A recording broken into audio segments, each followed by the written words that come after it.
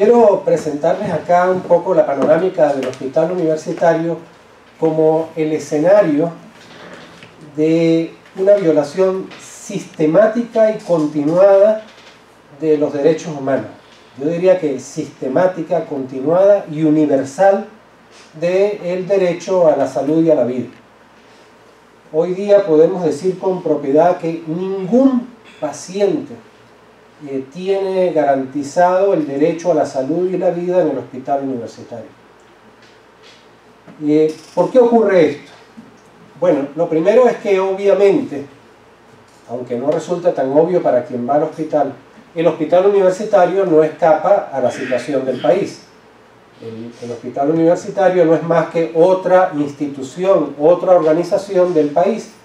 Y si nosotros tenemos un país devastado, pues el hospital universitario no va a escapar de esa devastación.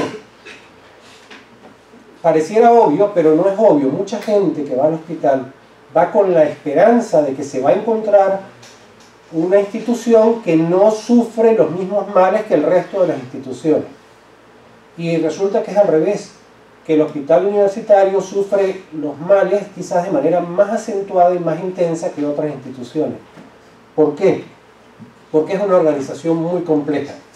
Es un sistema muy complejo que tiene una gran cantidad de funciones, no solo la atención médica.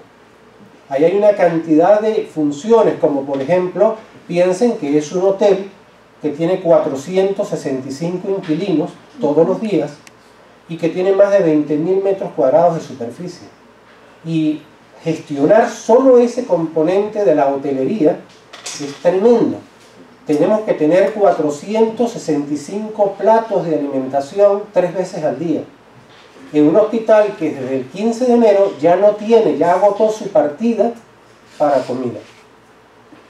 Entonces es un hospital que desde todo este año ha funcionado con donaciones. Si no llega la donación, la gente no come. Así de simple. Otra manera de concebirlo teóricamente es algo que en medicina bien sabemos que la estructura y la función están estrictamente relacionadas. El corazón es una estructura, su función es bombear sangre. Si la estructura se deteriora, se pierde la función. ¿Qué es lo que ocurre en un infarto? Que hay una interrupción aguda al suministro de sangre al propio corazón. Si nosotros comparamos eso con el hospital, si yo interrumpo el financiamiento del hospital, el hospital no puede cumplir su función. ¿Qué ha ocurrido con el financiamiento del hospital universitario? Ahí ven ustedes la evolución desde el 2011 hasta el 2019. Como pueden ver, originalmente, o digamos, en el periodo de 2011, había por lo menos un 12% de aporte de lo que se necesitaba. El gráfico lo que muestra es, la barra que llega hasta allá al final, es la cantidad que el hospital calculó que requería para atender esas 465 personas hospitalizadas todos los días, más los miles, cerca de 28.000 consultas de emergencia, más las 140.000 consultas electivas, más las 15.000 cirugías. Toda esa actividad se estimaba que tenía un costo, pero el hospital universitario nunca superó el 12%. Pero ¿qué ha ido ocurriendo a medida que pasan los años?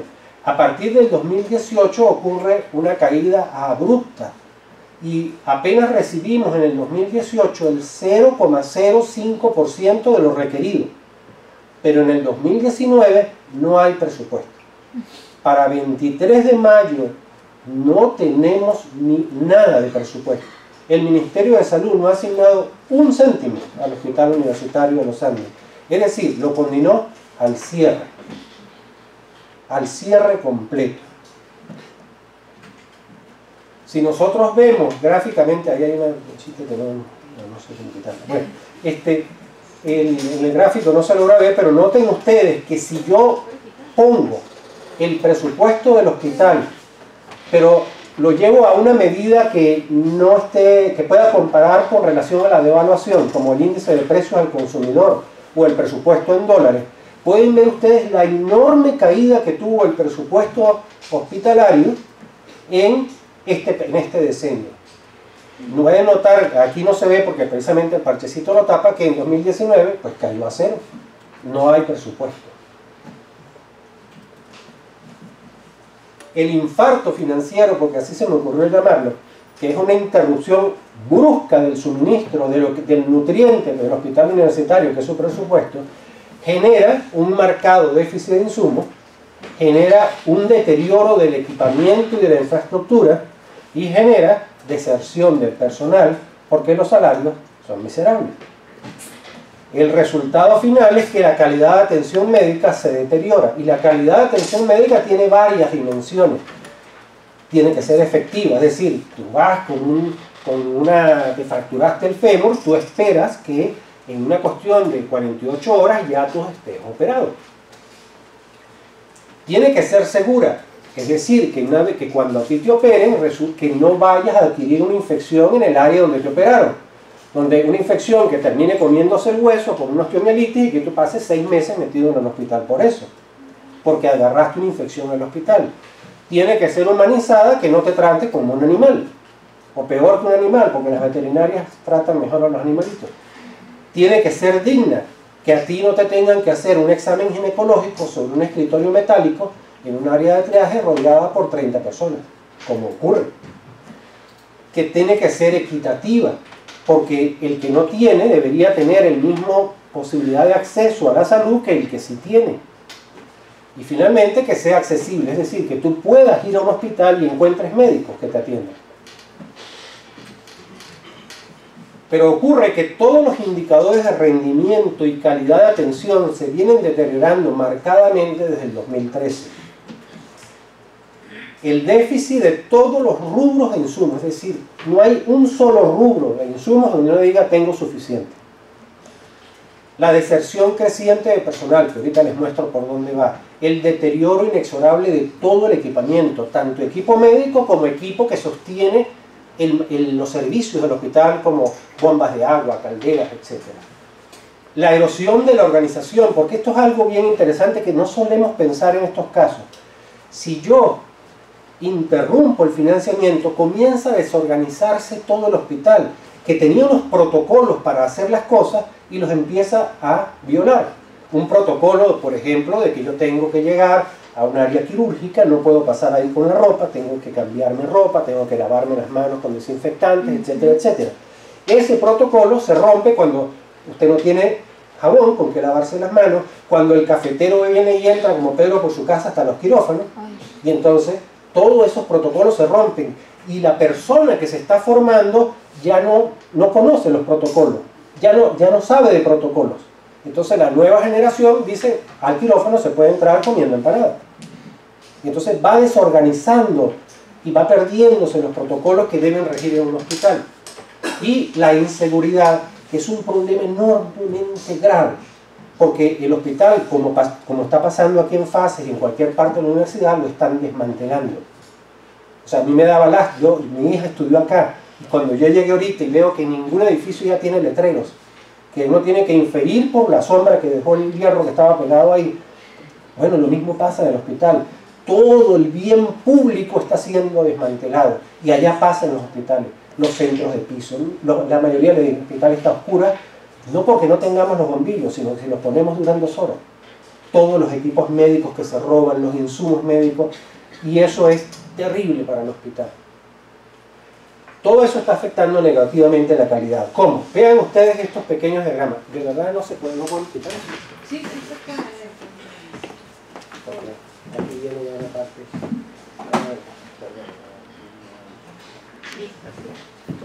Ok. Noten, nosotros hicimos esto a propósito.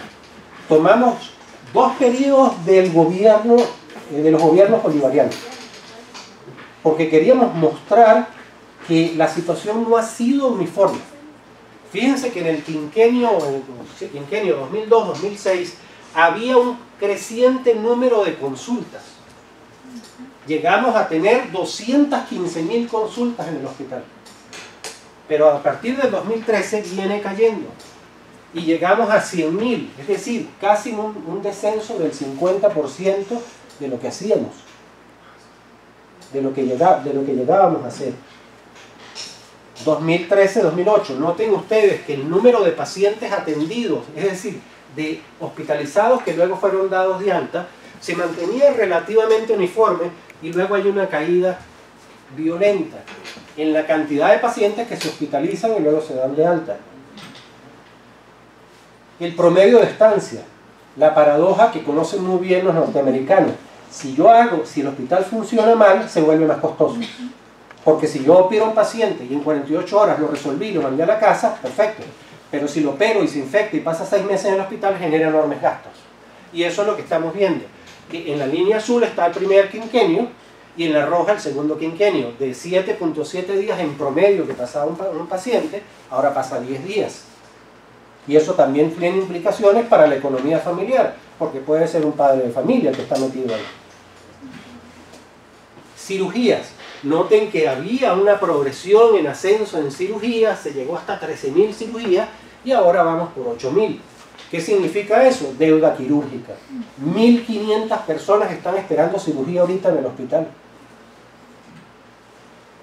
Cirugía ambulatoria, era un hermoso programa pionero que el hospital universitario fue premiado a nivel internacional porque era un programa que llegaba al paciente, se operaba una hernia y al día siguiente se iba. Y eso se hacía allá donde está el Sor Juana Inés. Ese programa desapareció.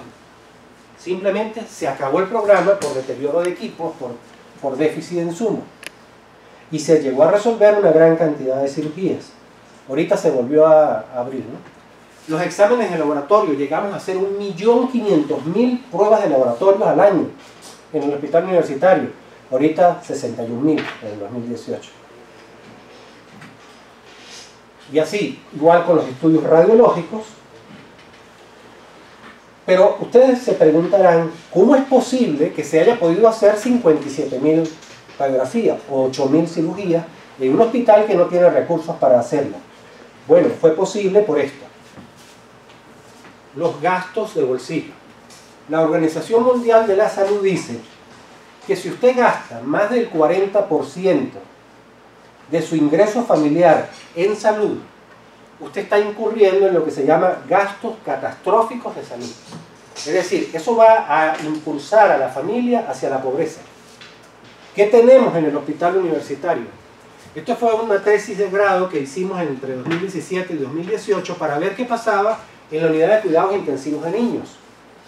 Y encontramos esto, que los gastos generados por la estadía solo en UCI, no estoy hablando después cuando el paciente sale de UCI, solo en UCI, representaban el 2000% de su ingreso familiar.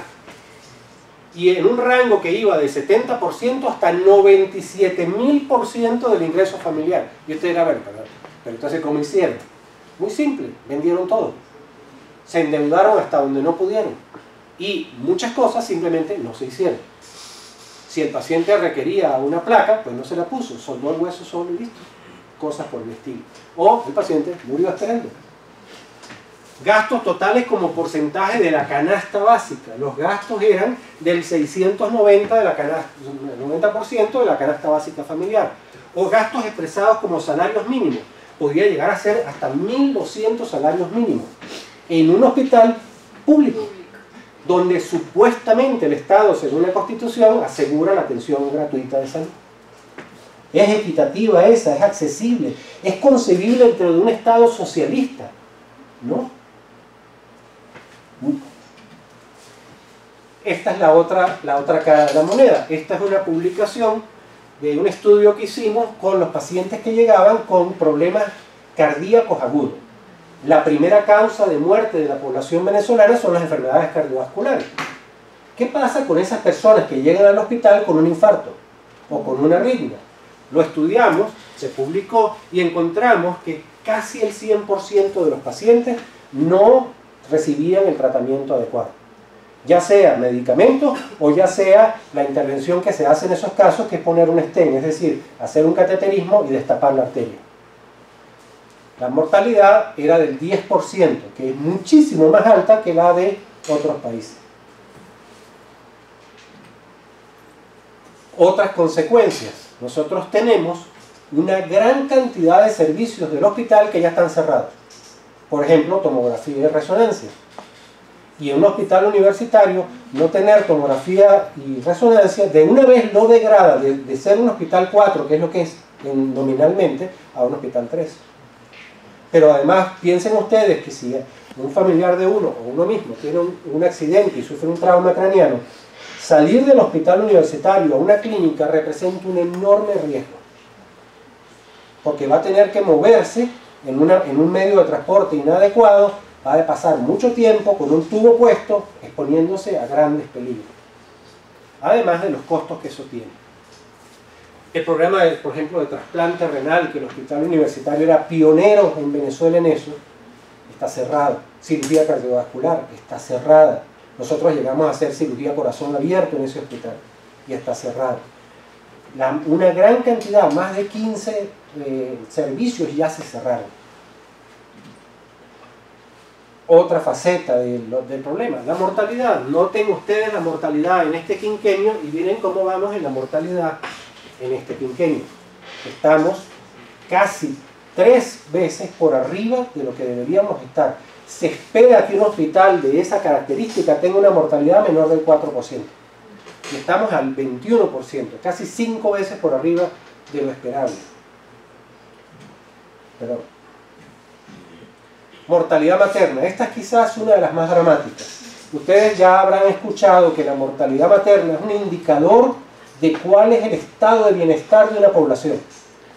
Nosotros tenemos para el año 2018 328 muertes por 100.000 habitantes. Ni un país africano tiene eso.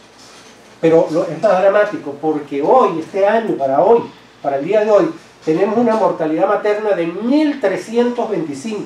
4 veces la que tuvimos el año pasado. Y la mayoría, mujeres jóvenes. Mortalidad infantil, galopante, subiendo también, infinitamente de neonatos. ¿Y qué nos está pasando con el personal? El 49%, es decir, la mitad de las enfermeras se nos fueron. Se marcharon ya del hospital. En un hospital que antes de que ocurriera eso tenía un déficit de 450 enfermeras. Ahora es de 800 el déficit de enfermeras. Y tenemos otro renglón donde tenemos gran deserción, estadísticas de salud. El sistema nervioso del hospital, lo llamo yo.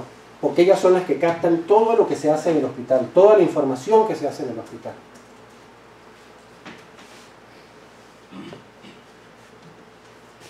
Podríamos decir entonces, como a manera de conclusión, que en lo que se refiere a la garantía del derecho a la salud, en Venezuela existe un Estado fallido. ¿Por qué existe un Estado fallido? Por lo menos en ese aspecto. Yo sé que está muy sujeto a discusión si podemos hablar de un Estado fallido en general. Yo creo que sí lo hay. Pero en salud lo podemos decir con toda propiedad. ¿Por qué? Porque no hay política de salud. En ese primer quinquenio había una política de salud, errada si ustedes quieren, pero había una política de salud. Reforzar la atención primaria. El error fue con quién lo hicieron. Pero la política es la correcta, es la misma que propone la Organización Mundial de la Salud.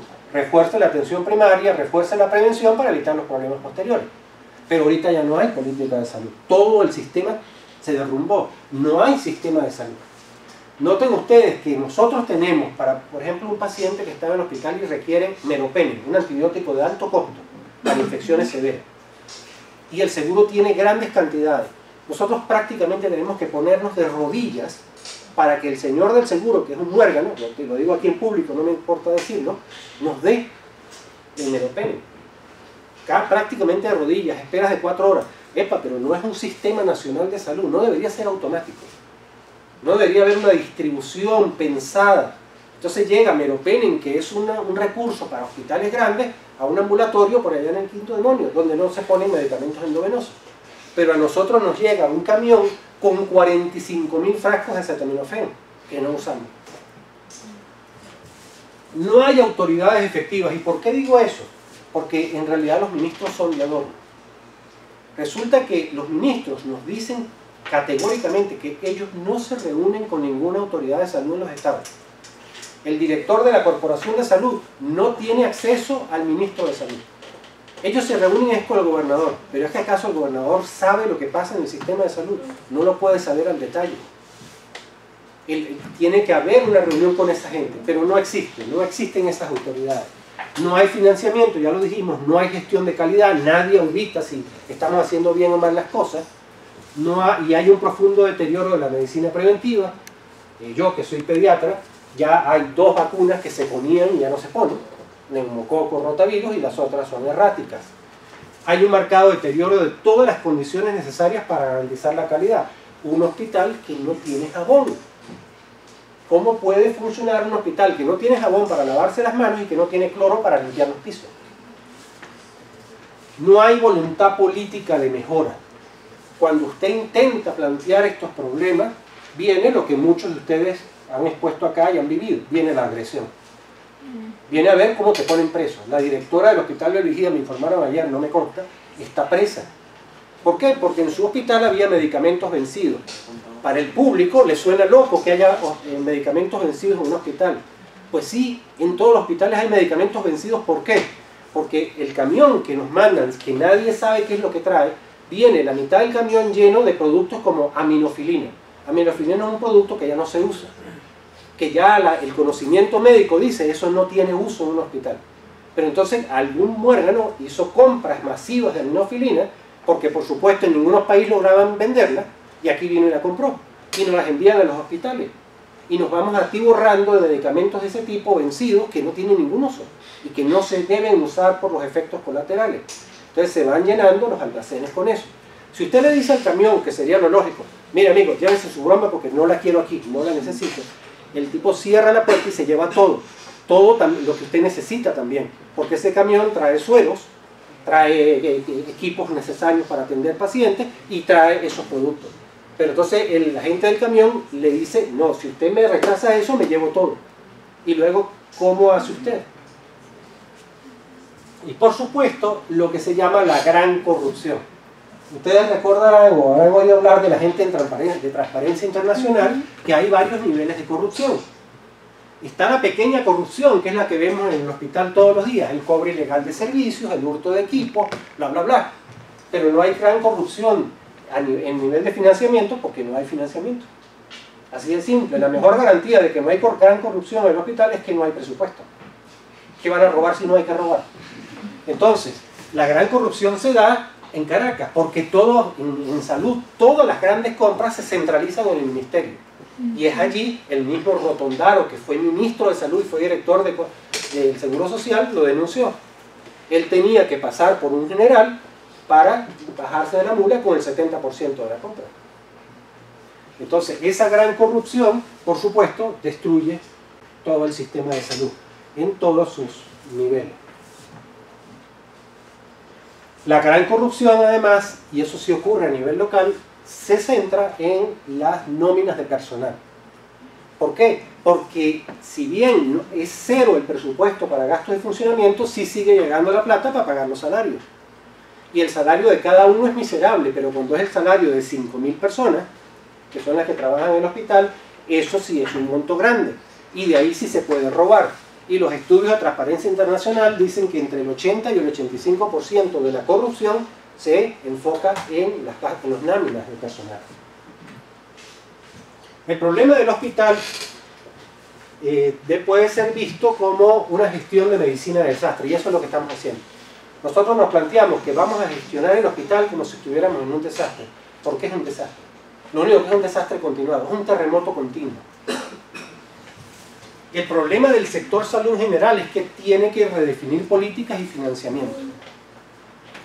Y a nivel de Estado, nosotros, desde el punto de vista de salud, por razones éticas, la única vía que vemos es la vía democrática. No podemos estar de acuerdo con ninguna vía violenta porque eso simplemente va atenta contra la salud de la gente. Así sea un individuo. No podemos nosotros. Así que nuestra única forma, ¿no?, es por vía democrática. Y estamos conscientes que el sistema de salud no va a cambiar si no hay un cambio de gobierno que cambie sus políticas de financiamiento y sus políticas de salud. Muchas gracias.